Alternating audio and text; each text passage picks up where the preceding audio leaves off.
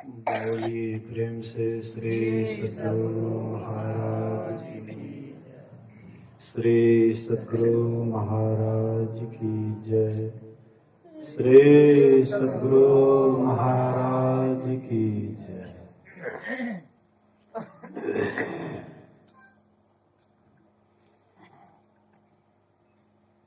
अखंड मंडलाकारं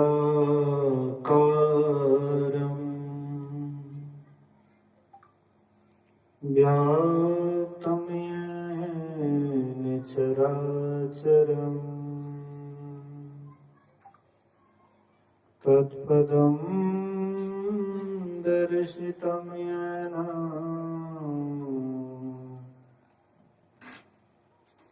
तस्मै श्री गुरुवे नमः।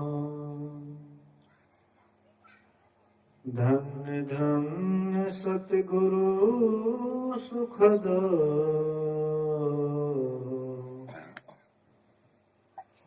महिमा कहे ना जाए।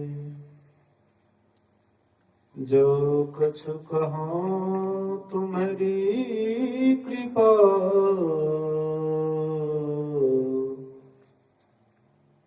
मोते कछु न बसाए। सर्वत्र सर्वदा वर्तमान सद्गुरु महाराज जी के पावन चरणों में कोटि कोटि नमन। उपस्थित गुरुजन, धर्म प्रेमी सत्संगी बंधुओं, पूजनीय माताओं तथा भक्तिमती बहनों, 2 दिवसीय संतमत सत्संग का आज प्रथम दिन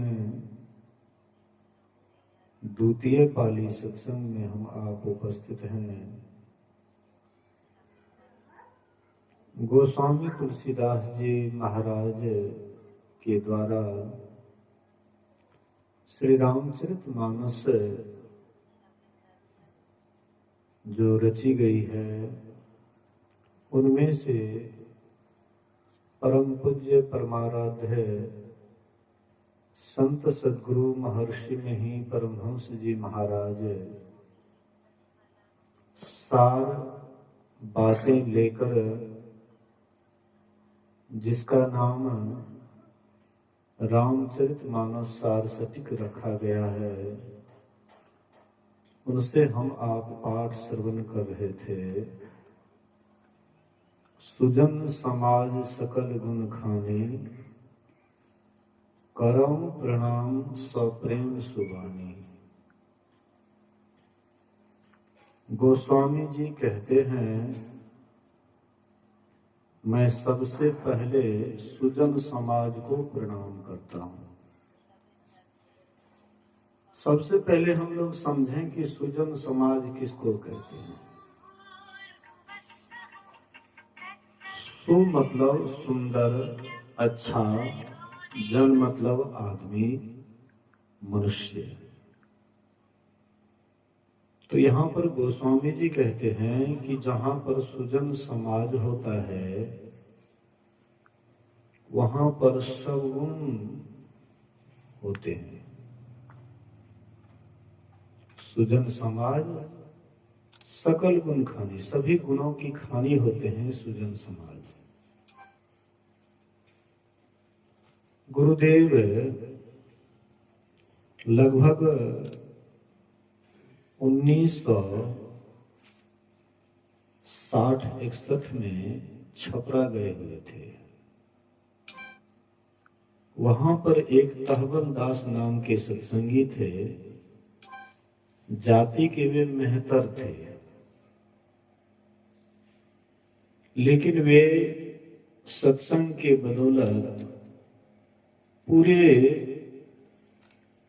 टोले को चिताए हुए थे। पता नहीं लगता था कि ये मेहतर का टोला है। सबके सब साफ सुथरा रहते थे, मांस मछली से दूर रहते थे, सत्संग से जुड़े हुए थे, सदाचार शिष्टाचार से जुड़े हुए थे। इसीलिए गुरु महाराज जी वहां गए थे। एक बार सत्संग के क्रम में, प्रवचन के क्रम में गुरु महाराज जी कहते हैं कि 3 प्रकार के शब्द होते हैं, वर्णात्मक, ध्वन्यात्मक, श्रवणात्मक, विधि 3, त्रिविध शब्द अनुभव अगम तुलसी कहि प्रवीण। 3 प्रकार के शब्द होते हैं। आवाज कम कीजिए, सीटी नहीं देना चाहिए। जो है ठीक है, लेकिन आवाज उतना मत दीजिए कि सीटी देने लगे। बोलिए श्री सद्गुरु महाराज की जय। तो गुरु महाराज जी जो बोल रहे थे, इसकी व्याख्या कर रहे थे, तो तहवल दास कहते हैं कि हुजूर एक शब्द और होता है। कहते हैं कि वह कौन शब्द होता है? कहते हैं कि एक शब्द होता है श्रुतात्मक, जो श्रुति के द्वारा सुना जाता है वह श्रुतात्मक शब्द है। गुरु महाराज जी कहते हैं कि तुमने कहाँ सुना है? बोले कि हमारे गुरु महाराज आते हैं, बीच बीच में सत्संग सुनाते हैं, धीरे धीरे मुझे यह ज्ञान हो गया। मतलब कहने का, एक अनपढ़ व्यक्ति जाति के मेहतर और वो भी सत्संग करने लगे तो उसको भी ज्ञान हो गया कि शब्द 3 नहीं 4 तरह के होते हैं। हम आप भी जब सत्संग करेंगे तो सत्संग करते करते बहुत बात सीख लेंगे। जो बात पढ़े लिखे लोग भी नहीं जानते हैं, आप अनपढ़ होकर के भी बहुत बात सीख लेंगे। पूज्य मोती बाबा थे मछहा में, बहुत कम पढ़े लिखे थे, लेकिन उन्होंने भी सत्संग किया तो बहुत ज्ञान हासिल कर लिए। ऐसे हम आप भी सत्संग करते रहेंगे तो जरूर है कि बहुत प्रकार का ज्ञान होगा। तो गोस्वामी जी कहते हैं जो सुजन समाज है वे सभी गुणों की खानी होते हैं। एक होता है सुजन समाज और दूसरे होते हैं दुर्जन समाज। दुर्जन समाज वे होते हैं जिसमें ईश्वर की भक्ति नहीं होती है, जिसमें ईश्वर का नाम उच्चारण नहीं होता है। ऐसे दिखावटी के लिए पूजा पाठ बहुत आदमी करते हैं, लेकिन केवल पूजा पाठ ही ईश्वर भक्ति हो गया ऐसा कभी मत सोचिएगा। या हम लोगों में भी एक पर अपने को रख नहीं पाते हैं, एक ईश्वर पर अटल विश्वास नहीं रख पाते हैं, अनेक ईश्वर पर विश्वास रखते हैं, ये भी एक नास्तिकता है। एक देव उपासी बनो, एक ईश्वर की उपासना करो, सदाचार पूर्वक, शिष्टाचार पूर्वक, सुचाचार पूर्वक। गुरु महाराज जी के गुरु बाबा देवी साहब कहते थे, लाला सबसे ऊपर में रखो आध्यात्मिकता, उसके नीचे रखो सदाचारिता, उसके नीचे रखो सदाचारिता के नीचे रखो सामाजिक नीति, और सबसे नीचे रखो राजनीति। लेकिन आजकल हम आप देखते हैं कि कोई आध्यात्मिक लोग भी हैं, सत्संग ध्यान भी करते हैं, जब राजनीति का समय होता है तो वो भी बढ़ चढ़ करके भाग लेता है। इसका मतलब उनको आध्यात्मिकता में उतना विश्वास नहीं है जितना राजनीति में विश्वास है। इसलिए सबसे ऊपर में आध्यात्मिकता को रखना चाहिए। सुजन समाज सकल गुण खाने, करो प्रणाम सप्रेम सुबानी। ऐसे समाज को मैं दोनों हाथ जोड़ करके प्रणाम करता हूं। साधु चरित शुभ सरिस कपासु। साधु का जो चरित्र होता है वह कपास की तरह भला होता है। इधर तो कपास की खेती नहीं होती है, लेकिन कुछ कुछ इलाके हैं वहां पर कपास की खेती होती है। उससे रुई निकलता है, रुई से सूत बनता है और सूत से कपड़ा बिना जाता है। तो जैसे एक रुई है, बहुत कष्ट सह करके धागा बनता है और फिर वही धागा कपड़ा का रूप लेता है और दूसरे के अंग प्रत्यंग को ढकने का काम करते हैं। कहते साधु भी ऐसे ही होते हैं, वे भी दूसरे के अवगुण को ढकते हैं और सद्गुण को प्रकट करते हैं। राम भगति जहां सुरसरी धारा। राम की जो भक्ति है वह श्री गंगा जी की धारा है। सरसई ब्रह्म विचार प्रचारा। सरस्वती की धारा ब्रह्म विचार है। परमात्मा का स्वरूप का वर्णन ये ब्रह्म विचार है। विधि निषेधमय कलिमल हरणी, कर्म कथा रविनंदिनी वर्णी। कर्तव्य अकर्तव्य कर्म कथा का प्रचार कलिमल नाशक यमुना की धारा है। गुरु महाराज कहते थे कि सत्संग कहो और संत मत सत्संग कहो, दोनों में यही फर्क है। अगर केवल सत्संग कहो तो ये तीन में से कोई एक भी ले लोगे तो सत्संग हो गया, लेकिन संत मत सत्संग कहोगे तो तीनों को लेना पड़ेगा। वहां पर गंगा का भी प्रवाह रहेगा, सरस्वती की भी धारा रहेगी और यमुना की भी धारा रहेगी। ये तीनों धाराएं अनवरत रूप से बहता है संत मत सत्संग में। तो गंगा की धारा क्या है? ब्रह्म विचार का प्रचार। सगुण ब्रह्म के संबंध में बतलाना। राम आए किस कारण से आए? जब जब होई धर्म के हानि, बाढ़ई असुर अधम अभिमानी। जब जब धर्म की हानि होती है, असुरों की बढ़ोतरी होती है, तब राम जी आते हैं, असुरों का संहार करते हैं और साधु पुरुषों का उद्धार करते हैं। यहां पर हम थोड़ा सा विचार करें कि साधु पुरुषों का उद्धार करते हैं। साधु किसको कहते हैं? जो एक नंबर के साधु हैं उसका उद्धार करने के लिए राम नहीं आते हैं। हाँ, जिनके अंदर में साधुता की कमी है वही कमी को पूर्ति करने के लिए आते हैं। जो पूरे हैं तो उसको क्या करेंगे राम जी? उसको कहां से पूरा करेंगे? उनके तो शरण में राम जी जाते हैं, उनके चरण में उनको बंदगी करते हैं, उनसे ज्ञान लेते हैं। देख लीजिए ना, जो ऐसे साधु हुए, जो पहुंचे हुए थे, तो राम जी क्या किए? उनके शरण में जाकर के उनसे ज्ञान लिए।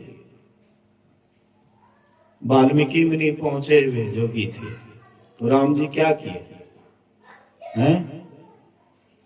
राम जी जा करके उनके अंदर साधुता भरने लगे।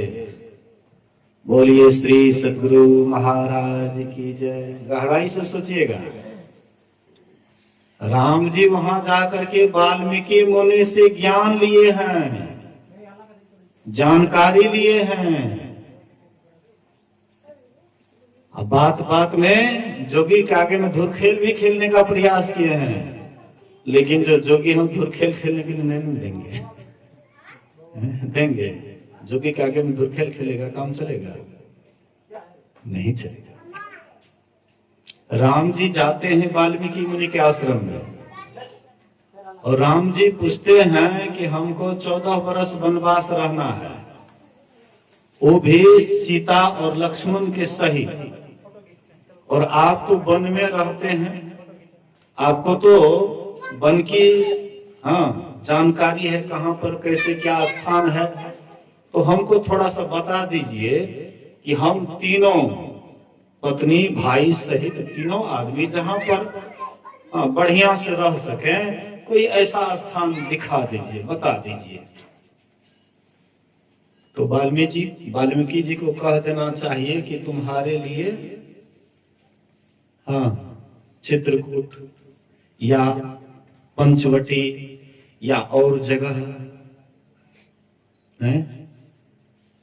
बढ़िया स्थान तो ऐसे ऋषि मुनि का बताया हुआ ही था पंचवटी, लेकिन वहां से सीता चोरी हो गई, तो बढ़िया स्थान कैसे कहेंगे? बोलिए श्री सदगुरु विचार कीजिए। अगर बढ़िया स्थान होता तो सीता की चोरी कहां से कैसे होती? वाल्मीकि जी वहां का स्थान बताते जहां पर सीता की चोरी नहीं होती है।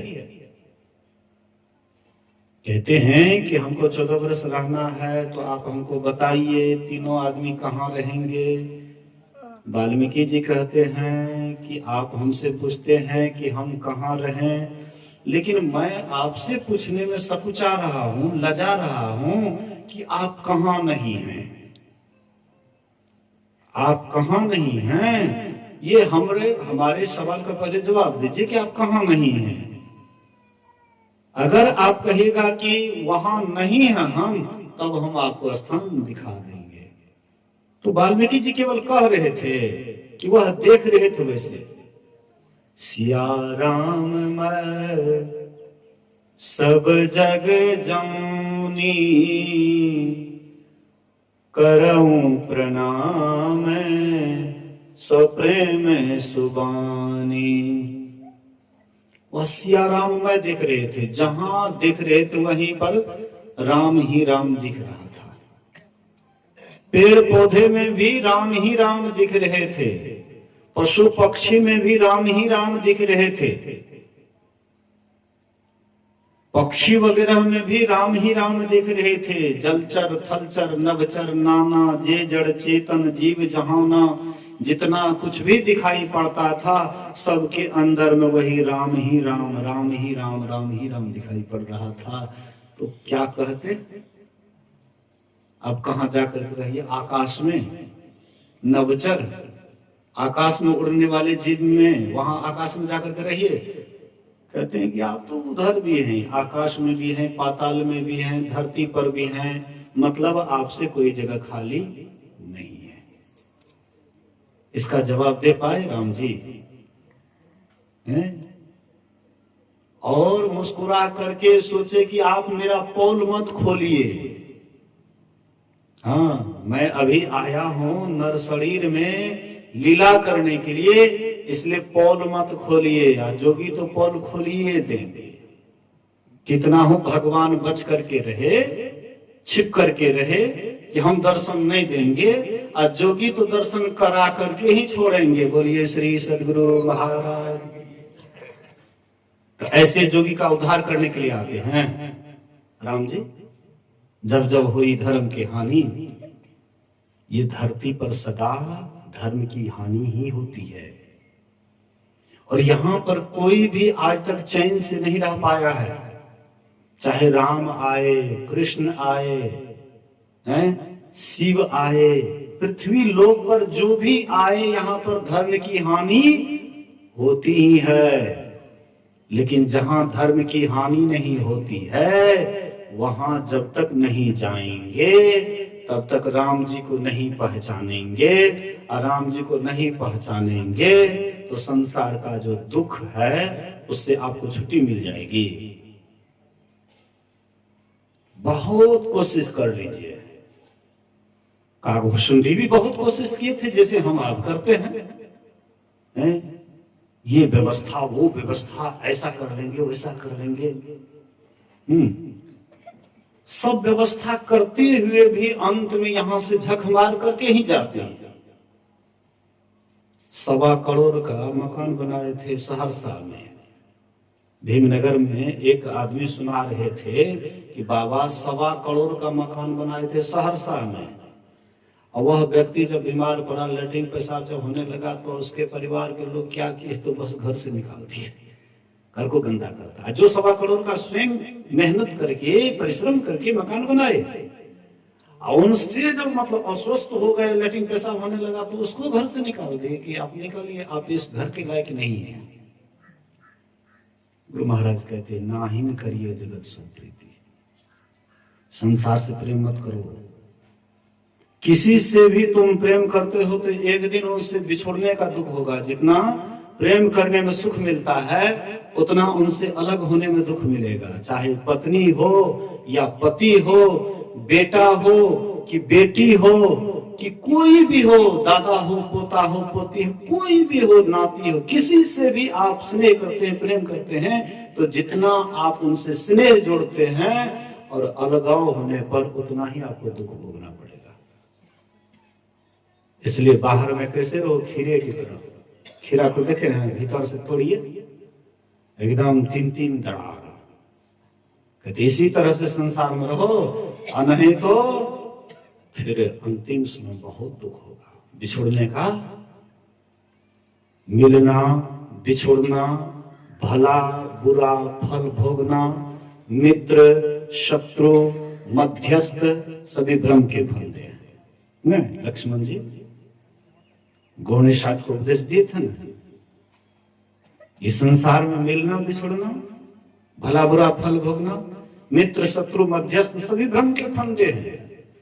ये सही नहीं है, लेकिन हम लोग इसी को सही मानते हैं, इसीलिए संसार में दुख भोगना पड़ता है। इसलिए राम जी आते हैं उसी से आपको अलगाव करने के लिए। आपके अंदर में जो साधुता की कमी हो गई है, आप जो राम जी की तरफ नहीं जा रहे हैं, आप संसार को ही सब कुछ सम्मान बैठे हैं, इसलिए राम जी आते आपके मोह ममता को तोड़ने के लिए। ममता एक राम सो, असमता सब संसार। ममता ही रखनी है तो किनसे रखो, राम से। असमता सब संसार। लेकिन हम लोग करते क्या है, ममता राम से नहीं रखते हैं, ममता रखते अपने घर से, परिवार से, बाल बच्चा से। हाँ, ममता रखते हैं। असमता संसार से तो रख ही नहीं पाएंगे। अपने ही परिवार से जिनको अधिक जुड़ाव है, वो दूसरे के प्रति समता भाव कैसे ला पाएंगे, कभी नहीं। जिसका हाँ परिवार भर ही अपना बुझाता है, तो पराया तो उसको पराया ही बुझाएगा। इसलिए संत महात्मा कहते हैं, यही ज्ञान देने के लिए, इसी बात को हमें समझाने के लिए राम जी आते हैं। संत का अवतार होता है, तो संत का अवतार होता है तो क्या करते हैं, भगवंत का अवतार होता है तो ये क्या करते हैं, ज्यादा जो बदमाशी किया तो उसका गर्दन उड़ा दो, लाओ धनुष, लाओ बाण, चलाओ, अब बस गर्दन उड़ा दो। ये भगवंत करते हैं। और संत जब आते हैं तो वे गर्दन नहीं उड़ाते हैं। संत समय समय पर कभी कभी भगवंत आते हैं, कभी कभी संत आते हैं। तो संत आते हैं तो क्या करते हैं, किसी का गर्दन नहीं उड़ाता है, बल्कि उनके अंदर में जो कुबुद्धि है उसको हटा करके सुबुद्धि में बदल देते हैं। यही अंतर है संत और भगवंत में। इसलिए संत महापुरुष कहते हैं कि उस परमात्मा से, उस ईश्वर से अगर प्रेम करना है तो सबसे पहले क्या करना पड़ेगा, तो श्री गंगा जी में डुबकी लगाना पड़ेगा, उनके चरित्र को सुनना पड़ेगा। वे क्यों आए, कैसे आए, क्या किए, राम जी आए, प्रजाओं को क्या उपदेश दिए, अपने भाई को क्या उपदेश दिए, और वह उपदेश सुनने से हमारा क्या कल्याण हो सकता है। उनके चरित्रों का बखान, उनके ज्ञान ध्यान का बखान, यही है श्री गंगा जी की धारा। लेकिन वह राम जो आए सगुण रूप में, तो वह निर्गुण रूप में उनका स्वरूप क्या था, उनका स्वरूप क्या था। तो हम तो सोचते हैं कि राम जी आए, हाँ जंगल गए तो जटाजूट लेकर के, जोगी का भेष बना करके, 14 वर्ष वनवास में रहे, अब वहां से आए तो फिर मुकुट पहन करके राज सिंहासन पर बैठे। तो क्या हम इसी राम को सब दिन जानते रहेंगे? सगुन राम को ही जानने से पूरा काम हो जाएगा?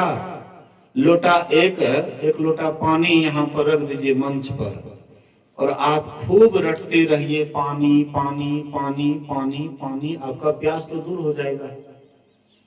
पानी है लोटा में भरा हुआ लबालब, लेकिन है रखा हुआ मंच पर, आप अलग में बैठे हुए हैं, खूब दिन रात पानी पानी रटते रहिएगा तो आपका प्यास तो दूर हो जाएगा। वैसे हम राम राम कहते रहेंगे, लेकिन राम क्या है, कैसे है, और पाने के लिए कौन सा रास्ता है, उसको जब तक नहीं जानेंगे तो केवल राम राम कहने से राम नहीं मिलेगा। धन धन कहत धनी जो होते, और निर्धन रहत ना कोई। हमारे लड्डू बाबू कह रहे थे कि मेरा बेटा गया विदेश, तो मैंने कहा कि जमाई बाबू को भी लेकर के जाओ, तो तुकता लगा करके इनको भी विदेश लेकर के गए। इसीलिए ये बोले कि मेहमान पहले घर बना लीजिए। विचार कीजिए, कमाए, मेहनत किए, विदेश गए, अपने परिवार से अलग होकर के, ममता को तोड़ करके कितना दूर गए, तब 2 पैसा कमाए तो घर बनाए। अब कोई आदमी यहीं पर बैठले बैठल सोचेंगे हमको 2 मंजिला मकान हो जाए, मकान हो जाए, मकान हो जाएगा, हो जाएगा। तब हम भी ऐसे मंच पर बैठ करके हम भी रटने लगेंगे, हम लोग आश्रम 2 मंजिला हो जाए। जैसे बाबा देखते हैं ना, थोड़ा थोड़ा ले ले करके 2 मंजिला बना रहे। बोलिए श्री सद्गुरु। थोड़ा विचार करें, जैसे धन धन रटने से किसी के पास धन नहीं हो सकता है, ऐसे ही केवल भगवान भगवान कहने से भगवान की प्राप्ति नहीं हो सकती है, जब तक कि वह भगवान के स्वरूप को नहीं जानेंगे। हम उनके रूप को जानते हैं, राम रूप को जानते हैं, कृष्ण रूप को जानते हैं, शिव रूप को जानते हैं, काली दुर्गा के रूप को जानते हैं, और वो भी कहिएगा कि वो बहु रूप को जानते हैं, वो भी कहना मुश्किल है। राम जिस समय में आए थे उस समय में ये सब फोटो खींचने वाला था कैमरा, ये स्क्रीन टच मोबाइल था। कोई कह दे तो अरे बहुत दिन हो गया राम जी को आए हुए, लोग किसी तरह से मतलब पत्थर का, तो क्या कहते हैं, मिट्टी का या सोने का या चांदी का, किसी तरह से बनाते बनाते इतना दिन हो गया तो उसमें परिवर्तन नहीं हुआ। गुरुओं महाराज जी के पत्थर का मूर्ति बनाए, उसमें भी बहुत परिवर्तन हो गया, जो कि देख करके बनाए, इधर वाला फोटो देख करके बनाए, लेकिन उसमें भी परिवर्तन है। स्वामी व्यासानंद जी महाराज पत्थरे का लगाते हैं, चाहे परिवर्तन हो गया तो हो गया, उसको उससे क्या मतलब है? मतलब है अपना तूती, अपना तूती बढ़ाना। लेकिन गुरु महाराज जी कहते थे कि राम का ध्यान नहीं, कृष्ण का ध्यान क्यों नहीं, शिव का ध्यान क्यों नहीं, अन्य देवी देवता का ध्यान क्यों नहीं?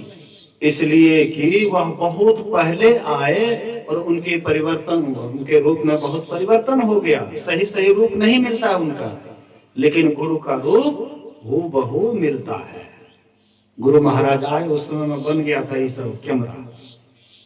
गुरु महाराज जिस समय आए तो कैमरा का निर्माण हो गया था। उस समय गुरु महाराज का रंगीनों फोटो, साधु फोटो, मतलब कई प्रकार का फोटो ले ले करके लोग रखे उसको। तो जैसे गुरु महाराज का रूप था हूबहू उसी तरह का खींच लिए, इसलिए प्रत्यक्ष रूप गुरु का है, इसलिए राम कृष्ण या शिव का इसलिए नहीं, क्योंकि उसमें परिवर्तन हो गया। तो चलिए, चाहे परिवर्तन को ही आप मानते हैं राम कृष्ण या शिव, लेकिन उनके अंदर में जो रहने वाला राम है, जिसके कारण हम आपका काम चल रहा है, हम आप बोल रहे हैं तो कौन बोलने वाले हैं, हम आप चल रहे हैं तो कौन चलाने वाले हैं? सब ही नचावत राम गुसाई नाचत नर मरकट की नाई। पहले जब मैं किशोरा अवस्था में था तो कोरियापट्टी मेला देखने के लिए जाता था। तो वहां पर जमपूरी वाले क्या करते थे, एगो गुड़वा एगो गुड़िया, इधर कैसेट बजा देते थे और उधर गुड़वा गुड़िया खूब बढ़िया डांस करता था। कभी इधर से इधर जाता था, कभी इधर से इधर जाता था, जैसे फिल्म में देखते हैं हाँ, इधर से उधर इधर से उधर, वैसे ही जाता था।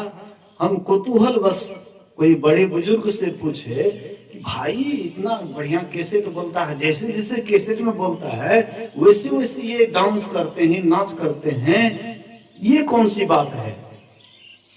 तो वे कहते हैं कि भीतर में कोई बैठे हुए हैं, भीतर में कोई बैठे हुए हैं इसको नचाने के लिए। हाँ, जैसे जैसे नचा रहे हैं भीतर में वैसे वैसे नाच रहे हैं। बस बिल्कुल वही बात है, सबके भीतर में है तो साईं सबके भीतर, लेकिन लखा नहीं होता है। सबके भीतर में वही साईं है, वही परमात्मा है, लेकिन लखा नहीं होता, दिखाई नहीं पड़ता है।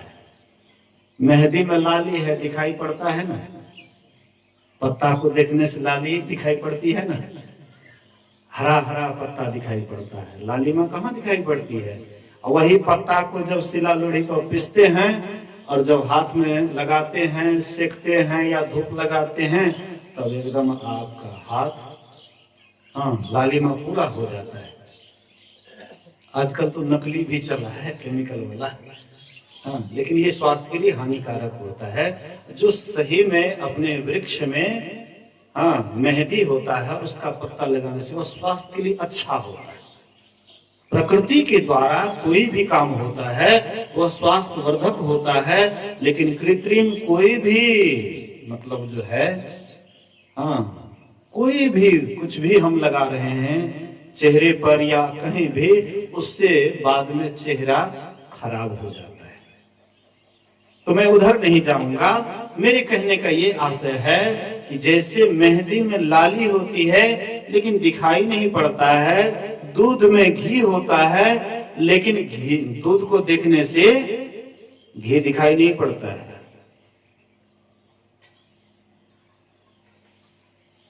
दूध में लेकिन घी है, ये तो सबको विश्वास है नहीं, इसमें कोई दो बात है। दूध में घी है ये सबको पूरा विश्वास है, लेकिन वैसे नहीं दिखाई पड़ता है। अच्छा, बोलिए श्री सदगुरु। कनिए देर शांति से बैठ, कनिए देर के बाद हम कमे बोले छिए के पहले बोलिए जरगा, आप नहीं बोले छिए जरगा, कमे बोलबो हाँ कुछ देर और बोलिए श्री सदगुरु। तो मैं कह रहा था कि दूध है, दूध से पूरी छानिएगा बनेगा ना बढ़िया पूरी ना। अच्छा, घी से जब खीर बनेबे, खीर बन जेते न घी के ना, घी से हम पूरी छान सकते हैं। दूध में घी मिला हुआ है, दूध का कीमत कोई खास नहीं है 40-50 रुपया केजी, लेकिन वही दूध से जब घी को अलग कर देते हैं तो इसका कीमत कितना होता है, अनमोल 600, 700, 1000। शुद्ध गाय का घी, देसी गाय का घी हजारों में जल्दी नहीं मिलेगा। शुद्ध देसी गाय का, वो जर्सी फर्सी को छोड़कर अपने जो देश वाले शुद्ध देसी गाय है उसका घी 1000 में भी आपको कोई मतलब जरूरी पड़ जाए जल्दी नहीं मिलेगा। तो कहने का आशय है दूध का 40-50 ही किलो दाम और उसी का घी बनने के बाद 1500 हो जाता है। ऐसे ही अभी हम आप राम को नहीं जानते हैं, जड़ शरीर में पड़े हुए हैं, जड़ शरीर के अंदर में हैं, तो बस दूध के समान हम आप हैं। कोई खास कीमत नहीं। इस शरीर में राम है लेकिन राम को नहीं जानते हैं। इस शरीर में चेतन है लेकिन इस चेतन को नहीं जानते हैं। जड़ चेतन की ग्रंथि पड़ गई, यद्यपि मृषा छुटत कठिनाई। जड़ चेतन का गांठ पड़ गया, गिरह पड़ गया है। जड़ और चेतन, जड़ आप लोग समझते हैं जड़ किसको कहते हैं? तो अर्थ जाने ही नहीं। जड़ चेतन, देखिए एक जड़, सुनिए, नहीं समझते हैं तो नहीं तो पूछबे तो चुप जाए। बोलिए श्री सदगुरु, बोलना नहीं से सुनने से, नहीं समझ तो एक ही बेर में इशारा करने से नहीं समझे। जड़ शरीर उसको कहते हैं जो अपने से चलता फिरता नहीं है। जैसे वृक्ष है, जड़ है, अपने से चलता फिरता है? नहीं चलता है। ऐसे ही शरीर भी जड़ है, स्थूल, शरीर भी जड़ है, लेकिन एक ही जड़ नहीं है। इस शरीर के अंदर में शरीर है, 4 जड़ शरीर है, स्थूल, सूक्ष्म, कारण, महाकारण। ये 4 जड़ शरीर है। और एक है चेतन शरीर, जिसके कारण से ये चारों जड़ शरीर काम करता है। जिसके कारण चारों जड़ शरीर काम करता है, चेतन शरीर के कारण। अचेतन इससे जब अलग हो जाए तो फिर जड़ शरीर काम नहीं करता है। और ध्यान में इसी को फुटाया जाता है। जैसे दूध को मथने से घी होता है, जैसे मेहंदी में लाली होती है, पिसने से लालिमा दिखाई पड़ती है। इसी तरह से हमारे भीतर में चेतन आत्मा है, और वह चेतन आत्मा और जड़ को फुटा लेने पर वह चेतन आत्मा अधिक कीमती हो जाती है। तब उसको संसार में गुरु महाराज कह करके सबको पूजने लग जाते हैं। अब थे हम ही के जैसे, लेकिन वह जड़ चेतन को फुटा लिए, इसलिए हो गए राम। नहीं पाइए राम हो राम राम, जय जय राम जय जय राम, जय जय राम कहूँ जय जय राम, जयति जयति जय राम हो राम राम। तो गुरु महाराज जी क्या किए? वह राम को जान गए। वह राम को जान गए, चेतन को जान गए, जड़ और चेतन के गांठ को खोल लिए, अलग अलग कर लिए। और दोनों को जब अलग अलग कर लिए तो तब राम को पा करके राम ही हो गए। सोई जानई जेहि देहु जनाई, आ जानत तुम्हें हो जाए। हे राम, तुम जिसको जना देते हो वही तुमको जानता है, और तुमको जानने के बाद फिर तुमसे अलग नहीं रहता, तो वही हो जाता है। एक लोटा है पानी, साधारण पानी, और उसको ले जाकर के गंगा जल में मिला दीजिए तो क्या हो? अलग रहेगा? गंगा जी में मिल करके गंगा ही हो जाएगा। ऐसे ही जड़ चेतन की ग्रंथि जब टूट जाती है तब इसका शंका दूर हो जाता है, और तब वे संत हो जाते हैं, वही भगवंत हो जाते हैं। उसका संशय सदा के लिए समाप्त हो जाता है, और वह परमात्मा को पा करके सदा के लिए कृत हो जाता है। इन्हीं बात को जानना है, सुनना है, समझना है, और अपने जीवन में उतारना है। थोड़ा सुने लेकिन उसको अपने जीवन में उतारने का विशेष कोशिश करें। बहुत सुन लें लेकिन थोड़ा सा भी उस पर नहीं चले तब तो बेकार है। जैसे बैल के पीठ पर बहुत किताब लाद दीजिए तो बैल ज्ञानी हो जाएगा ना। वैसे ही सुनिए कम लेकिन करने का कोशिश कीजिए अधिक। तो आप लोग, हम लोग जरूर हैं, एक दिन आगे बढ़ेंगे। तो आइए अब हम लोग आरती की ओर चलते हैं, और फिर कल तक सत्संग है।